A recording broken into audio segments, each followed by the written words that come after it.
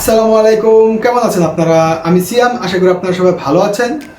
তো আজকে আমি আবারও রাইজেন 7-এর 5700G দিয়ে একটি সুন্দর পিসি বিল্ড নিয়ে আসলাম। রাইজেন 7-এর 5700G'র যে বর্তমান প্রাইস সেটা কিন্তু আরও অনেকটাই কমে গিয়েছে আগের তুলনায়। তার জন্য আজকে আমি রাইজেন 7-এর 5700G'র সাথে এমন একটি পিসি বিল্ড করেছি যাদের বাজেট নিয়ে কোনো প্রবলেম নেই, যারা চান যে এই প্রসেসর থেকে ফুল পারফরমেন্স তুলতে, তাদের জন্য আজকের পিসি বিল্ডটা বেস্ট একটা পিসি বিল্ড হতে পারে। তো যারা কিনা এখন পর্যন্ত আমার গেমিং চ্যানেলটা সাবস্ক্রাইব করেননি, তাদেরকে একটাই রিকোয়েস্ট, গেমিং চ্যানেলটা সাবস্ক্রাইব করে দিবেন। এবং যারা কিনা ফ্রি ফায়ার গেমটা খেলতে পছন্দ করেন, তারা অবশ্যই চ্যানেলটিকে সাবস্ক্রাইব করে রাখবেন। সব থেকে বেশি ফ্রি ফায়ারের গেম প্লে ভিডিও আসবে এবং আমি পিসি রিলেটেড কিছু গেমগুলো খেলবো। তো অবশ্যই চ্যানেলটিকে সাবস্ক্রাইব করে দিবেন। চ্যানেলের লিঙ্ক আমি ডেসক্রিপশন এবং কমেন্ট বক্সে দিয়ে দিব। তো চলেন বেশি কথা না বলে আজকের ভিডিওটা শুরু করা যাক। তো প্রসেসর হিসাবে আমরা নিয়েছি রাইজেন 7-এর 5700G। এটি কিন্তু একটি আনঅফিসিয়াল প্রসেসর। তো এই প্রসেসরটিতে আপনারা ক্লক স্পিড হিসাবে পেয়ে যাচ্ছেন 3.8 GHz আপ টু 4.6 GHz, এবং এটার কোর হচ্ছে 8 কোর এবং থ্রেড হচ্ছে 16 থ্রেড।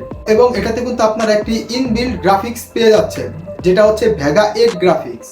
তো এটার যে কুলিং ফ্যান রয়েছে সেটা আমরা নিইনি এই বিল্ডের সাথে, আমরা আফটার মার্কেট একটি এয়ার কুলার নিয়েছি। তো এয়ার কুলারটি হচ্ছে ডিপ কুলার AK400, একটি নন RGB এয়ার কুলার। তো এই বাজেটের ভিতর আমি মনে করি এই এয়ার কুলারটি অনেক ভালো একটি এয়ার কুলার। আপনারা চাইলে এটার ব্ল্যাক ভার্সন দিতে পারেন, সেক্ষেত্রে আপনাদের অনেকটা প্রাইস সেভ হয়ে যাবে। তো মাদারবোর্ড হিসাবে আমরা নিয়ে নিয়েছি ASRock B450 স্টিল লেজেন্ড এই মাদারবোর্ডটি। এই মাদারবোর্ডটিতে কিন্তু আপনারা 3 ইয়ার্সের ওয়ারেন্টি পেয়ে যাচ্ছেন, এবং এটাতে আপনারা র্যাম স্লট হিসাবে পাচ্ছেন 4টি র্যাম স্লট।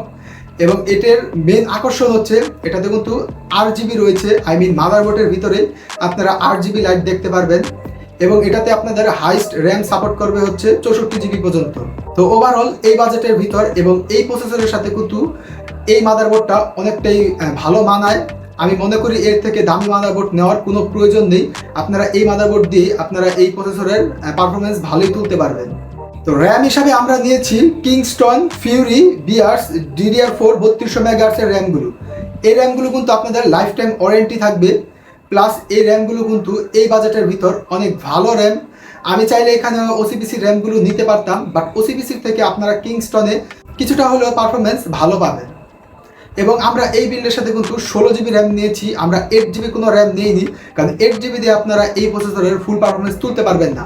আপনাদের বাজেট যদি বেশি থাকে সেক্ষেত্রে আপনারা 16GB 32GB র্যাম আপাতত নিতে পারেন। বাট যেহেতু আমি বাজেটটাও একটু মেনটেন করেছি, সেজন্য আমি এখানে 16GB র্যাম ইউজ করেছি। তো SSD হিসাবে আমরা নিয়েছি সেই চিরচেনা SSD, বাট এবার আমরা একটু স্পেস বেশি নিয়েছি যাতে আমাদের হার্ড ডিস্কের প্রয়োজন না হয়। তো SSDটা হচ্ছে SPEX 900 M.2 NVMe SSD। তো অবশ্যই এই প্রসেসরের সাথে কিন্তু একটা NVMe M.2 SSD নেওয়া দরকার, কারণ আপনারা NVMe M.2 SSDতে পারফরমেন্স অনেক ভালো পাবেন। তো আমরা নিয়েছি 500GB একটি SSD। তো আমি মনে করি এই SSD নিলে আপনাদের আর হার্ড ডিস্কের প্রয়োজন হবে না। তো যদি আপনার হার্ড ডিস্কের প্রয়োজন হয় সেক্ষেত্রে আপনার আলাদা করে একটি 1TB হার্ড ডিস্ক নিয়ে নিতে পারেন।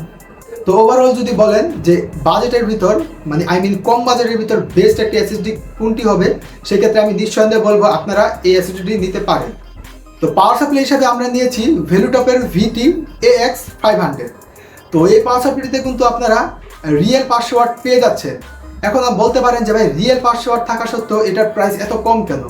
হ্যাঁ গাইস, এটার প্রাইস কম হওয়ার কারণ এটা হচ্ছে একটি নন 80+ বোন সার্টিফাইড পাওয়ার সাপ্লাই।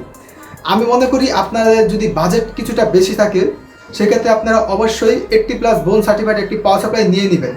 আমি ভবিষ্যৎ পরিকল্পনা অনুযায়ী এই বিলটি করেছি যাতে আপনারা ভবিষ্যতে একটি গ্রাফিক্স কার্ড অ্যাড করতে পারেন, সেজন্য আমি 500 ওয়াটের একটি পাওয়ার সাপ্লাই নিয়েছি, বাট নন 80+ বোন সার্টিফাইড। তো আপনাদের যদি বাজেট বেশি থাকে সেক্ষেত্রে আপনারা 80+ বোন সার্টিফাইডের 450 ওয়াটের একটি পাওয়ার সাপ্লাই নিলেও হবে।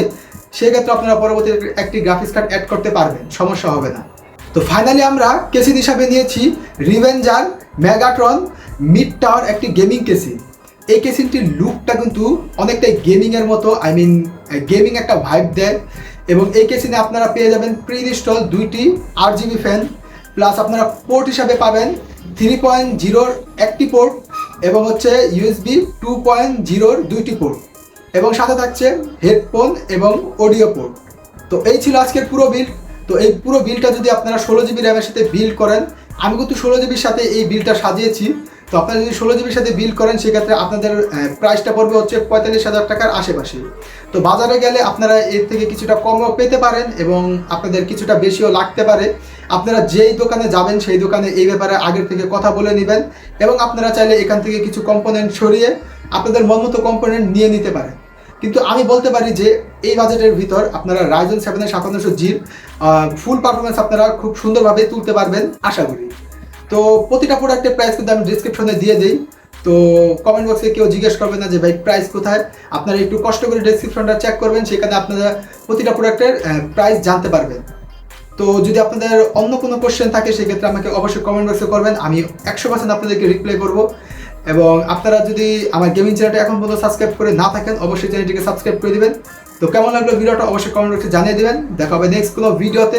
ততক্ষণের জন্য ভালো থাকবেন, সুস্থ থাকবেন, আল্লাহ হাফেজ।